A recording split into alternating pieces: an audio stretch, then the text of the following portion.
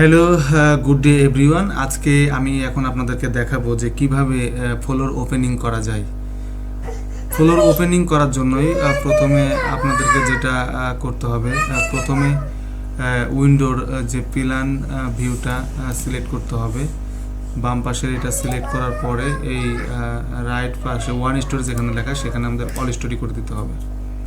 All story করে দেওয়ার পরে আমরা ড্র মেনুতে যাব।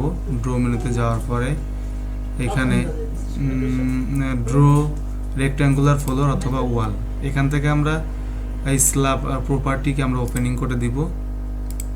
প্রপার্টি ওপেনিং করে দেওয়ার পরে আমরা স্ন্যাপে যাব। এডিট মেনুতে গিয়ে ড্র মেনুতে গিয়ে আমরা স্ন্যাপ অপশনে যাব।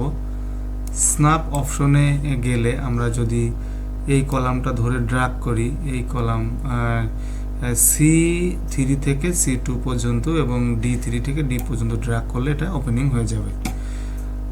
অ্যাপ্লাই করব, ওকে।